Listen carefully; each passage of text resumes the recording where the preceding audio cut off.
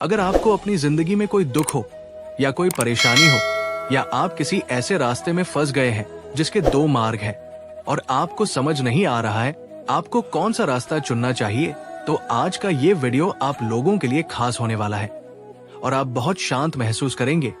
आपने ये कहावत तो अवश्य सुना होगा कि क्रोध से भ्रम पैदा होता है, भ्रम से बुद्धि व्यग्र होती है, और जब बुद्धि व्यग्र होती है तब तर्क नष्ट हो जाता है, और जब तर्क नष्ट होता है तब व्यक्ति का पतन हो जाता है। ये कहावत भगवान श्री कृष्ण ने स्वयं कहा था।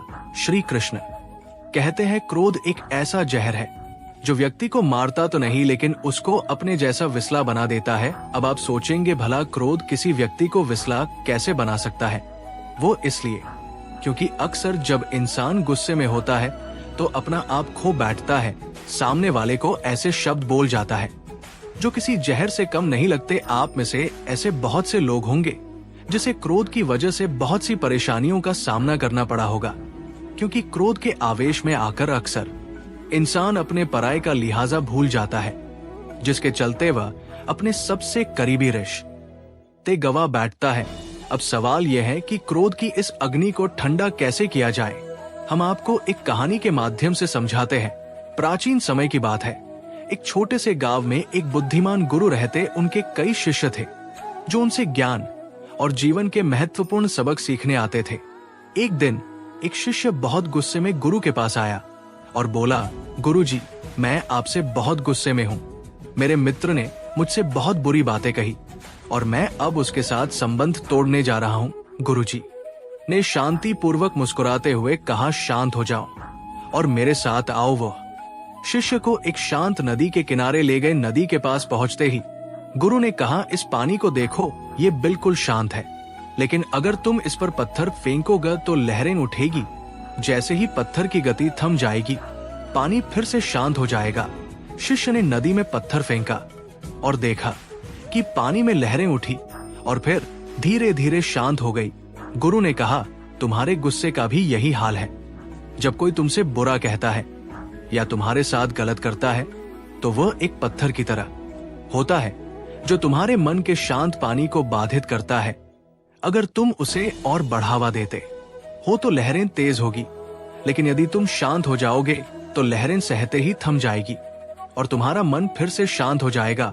शिष्य ने गुरु की बातों को ध्यान से सुना और समझा कि गुस्से में आकर सही निर्णय नहीं लिया जा सकता। उन्होंने महसूस किया कि जब भी गुस्सा आता है उस समय शांत रहकर सोचना चाहिए ताकि मन स्थिर हो सके और सही निर्णय लिया जा सके। गुरु ने अंत में कहा, हर बार जब गुस्सा आए तो कुछ समय मौन रहो। जैसे नदी में पत्थर फेंकने के बाद पानी शांत हो जाता है, वैसे ही तुम्हारा मन भी शांत हो जाएगा और तुम अपने क्रोध पर विजय पा सकोगे। इस कहानी से शिष्य ने एक मूल्यवान सबक सीखा कि गुस्से में जल्दबाजी में निर्णय नहीं लेना चाहिए, बल्कि शांत रहकर समझदारी से काम लेना चाहिए।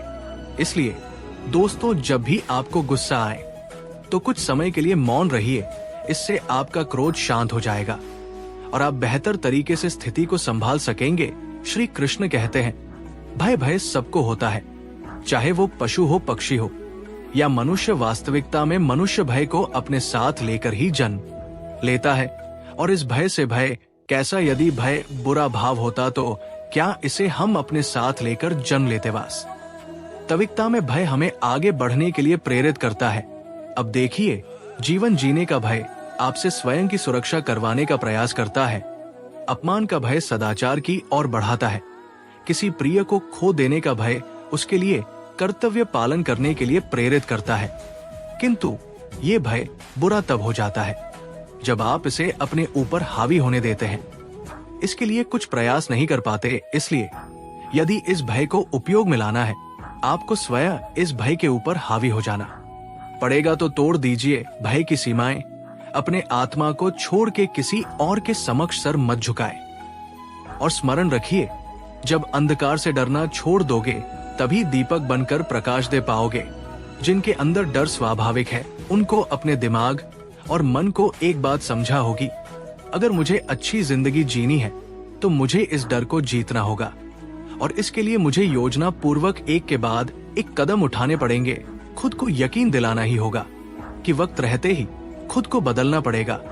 अगर हम नहीं बदले तो वक्त ने बदलने की कोशिश की तो बड़ी तकलीफ होगी। पहले आप खुद से सवाल कीजिए, क्या मैं डर की वजह से आगे नहीं बढ़ रहा हूँ? क्या डर की वजह से मुझे सफलता नहीं मिल रही? अगर आपका उत्तर हाँ है तो चलो डर के अंदर चाहते हैं। हमें ध्यान से समझना पड़ेगा हमें डर क्यों लगता है। क्योंकि हमारे अंदर आत्मविश्वास की कमी है। फिर सवाल आता है, हमारे अंदर आत्मविश्वास क्यों कम है? क्यों जिस क्षेत्र में हम सफलता हासिल करना चाहते हैं उस क्षेत्र के बारे में हमारा ज्ञान अधूरा है। इसके लिए जिस क्षेत्र में सफलता हासिल करनी है उस क्षेत्र के प्रति जितना हो सके उतना अभ्यास करना है और ज्ञान हासिल करना है, जिससे हमारे भीतर आत्मविश्वास आए और जिससे कुछ हद तक हमारा डर कम हो जाएगा। श्री कृष्ण कहते हैं, हालात को देखने का नजरिया तय करता है कि हमारा भविष्य कैसा होगा। जो लोग नकारात्मक सोचते हैं उनके जीवन में कई तरह की परेशानियां बढ़ने लगती है। जिस तरह हम लोगों की सोच एक जैसी नहीं हो सकती, उसी तरह चीजों को देखने और उन्हें समझने का हमारा नजरिया भी एक जैसा नहीं हो सकता। कोई इंसान ऐसा होता है जो हमेशा अच्छी चीजें सोचता है, तो कोई ऐसा होता है जिसके दिमाग में हमेशा बुरे विचार ही आते हैं। उसी तरह कोई व्यक्ति ऐसा होता है जिसमें कुछ ना कुछ अच्छाई जरूर होता है, लेकिन कोई ऐसा भी होता है जो हर चीज में कमियां ही निकालता है। दोनों ही सिचुएशन में दो अलग अलग तरह की सोच रखने वाले व्यक्तियों को लगता है कि वो सही है, सही सोचने वाले को लगता है कि वो सही सोच रहा है और गलत सोचने वाले को लगता है कि वो भी सही सोच रहा है। लेकिन कहीं ना कहीं दोनों में से कोई एक व्यक्ति ही सही है। अब मैं आपको एक छोटी सी कहानी के माध्यम से समझाता हूँ कि हमारा लोगों और जिंदगी के प्रति नजरिया कैसा होना चाहिए। एक छोटा सा गांव था जहां एक युवक रहता था। उसकी परिस्थितियां बहुत कठिन थी। उसके परिवार की आर्थिक स्थिति ठीक नहीं थी और गांव में संसाधनों की भी कमी थी। लोग अक्सर उसे ये कहकर हतो उत्साहित करते, तुम्हारी किस्मत में कुछ अच्छा नहीं है, इतना संघर्ष के बाद भी तुम सफल नहीं हो पा रहे हो। लेकिन युवक हमेशा मुस्कुराता और कहता, मैं कोशिश करूंगा और मुझे विश्वास है कि जरूर कुछ अच्छा होगा।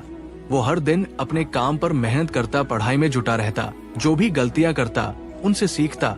उसने कभी नकारात्मक सोच को अपने ऊपर हावी नहीं होने दिया। लोग उसकी परिस्थितियों को देखकर ताने देते थे, लेकिन उसने उन बातों को नजरअंदाज किया और अपनी सोच को सकारात्मक रखा। वह जानता था कि समस्याएं हर किसी के जीवन का हिस्सा होती है, लेकिन सकारात्मक सोच के साथ आगे बढ़ने पर ही समाधान मिलते हैं। धीरे धीरे उसकी मेहनत रंग लाने लगी। उसे एक नौकरी का मौका मिला और उसने अपने परिवार की स्थिति को सुधारने में महत्वपूर्ण भूमिका निभाई। लोग अब उसकी तारीफ करने लगे, जो कभी उसकी आलोचना करते था। इसलिए अगर हम हर परिस्थिति में सकारात्मक सोचे और दूसरों की गलतियों से सीख ले तो हम सफलता की ओर अग्रसर हो सकते हैं। जीवन में मुश्किलें आती हैं, लेकिन उन्हें सकारात्मक नजरिए से देखना और धैर्य के साथ आगे बढ़ना ही असली जीत है। श्री कृष्ण कहते हैं कि मन चंचल है, किंतु ये हमारे अधीन है और हमारी अनोखी शक्ति है, जिसके सही उपयोग से हम किसी भी बाधा को पार कर सकते हैं। आपका दिमाग आपके जीवन में अच्छाई के निर्माण के लिए सबसे महत्वपूर्ण है, लेकिन अगर इसका सही उपयोग नहीं किया जाए तो ये आपके जीवन का सबसे विनाशकारी बल हो सकता है। आपका मन विशेष रूप से आपके विचार और आपके जीवन को प्रभावित करते हैं। इसलिए जीवन को सही तरीके से जीने के लिए हमारे मन पर बुरा प्रभाव होना चाहिए और ये हमारे अनुकूल ही कार्य करना चाहिए। भागवत गीता में भगवान श्री कृष्ण कहते हैं, मन का बेचैन होना उनका स्वभाव है। हमारे मन को लगता है अगर वो अलग अलग बातों के बारे में सोचता रहेगा तो हमें आने वाली हर मुश्किल और मुसीबत से बचा लेगा, पर ऐसा होता नहीं है। हम अपने जीवन का काफी अधिक समय सोच विचार करके परेशान होने में निकाल देते हैं। क्या आप केवे को कह सकते हैं कि कॉक की आवाज ना करें, या फिर क्या आप किसी मेढक को कह सकते हैं कि वो पानी देखते ही ऊंची छलांग ना मारे? हमारा मन भी कुछ ऐसा ही है। जीवन में कुछ भी होता है, अच्छा या बुरा, हमारा मन उस पर कॉक करने लगता है। कक से मेरा मतलब है चिंता करना। आइए एक कहानी के माध्यम से समझते हैं। एक बार एक गांव में एक व्यक्ति रहता था जो हमेशा चिंतित और बेचैन रहता था। उसे छोटी छोटी बातों को बहुत फिक्र रहती थी। जब भी कोई परेशानी आती है उसका मन अशांत हो जाता। वो हर समस्या का हल जल्द से जल्द निकालना चाहता था, लेकिन बेचैन मन उसे परेशान कर देता था। एक दिन वह एक बुद्धिमान बुजुर्ग के पास पहुंचा और बोला, मुझे शांति नहीं मिल रही, मेरा मन हमेशा उलझा रहता है, मुझे क्या आप कोई उपाय बता सकते हैं? बुजुर्ग ने मुस्कुराते हुए उसे एक कांच का गिलास दिया जिसमें पानी भरा था और कहा, इसे बिना गिराए इस बगीचे के चारों ओर लेकर घूमो, लेकिन एक बात ध्यान रखना, तुम्हारा ध्यान सिर्फ इस गिलास पर होना चाहिए। वो व्यक्ति गिलास लेकर धीरे धीरे बगीचे में घूमने लगा। उसका पूरा ध्यान इस बात पर था कि पानी ना गिर जाए। वो बहुत सावधानी से चल रहा था। जब वो चारों ओर घूमकर वापस आया तो बुजुर्ग ने पूछा, कैसा महसूस हुआ? व्यक्ति ने कहा, मैंने गिलास को बिना गिराए संभाल लिया, पर इस दौरान मैं किसी और बात पर ध्यान नहीं दे पाया, नहीं मुझे कोई चिंता हुई, नहीं कोई बेचैनी। बुजुर्ग ने मुस्कुराते हुए कहा, यही जीवन का रहस्य है। जब हम अपने मन को किसी एक चीज पर केंद्रित करते हैं तो बाकी परेशानियां धीरे धीरे छोटी हो जाती हैं। हमारा मन शांत रहता है क्योंकि हम उन उलझनों पर ध्यान नहीं देते। जैसे तुमने सिर्फ गिलास पर ध्यान दिया, वैसे ही जीवन में जब तुम अपने काम और वर्तमान पल पर ध्यान केंद्रित करोगे तो मन शांत हो जाएगा। मन की शांति के लिए आवश्यक है हम वर्तमान में जिए, अपना ध्यान एक जगह केंद्रित रखें और छोटी छोटी परेशानियों को अपने मन पर हावी ना होने दे। जीवन में हमेशा चिंताएं रहेगी, लेकिन हमारा मन शांत तब रहता है जब हम खुद को उन चिंताओं से दूर रखते हैं और अपने काम पर ध्यान देते हैं। दोस्तों, इस वीडियो में बस इतना। मिलते हैं अगले वीडियो में। अपना ख्याल रखिएगा। जय श्री कृष्णा।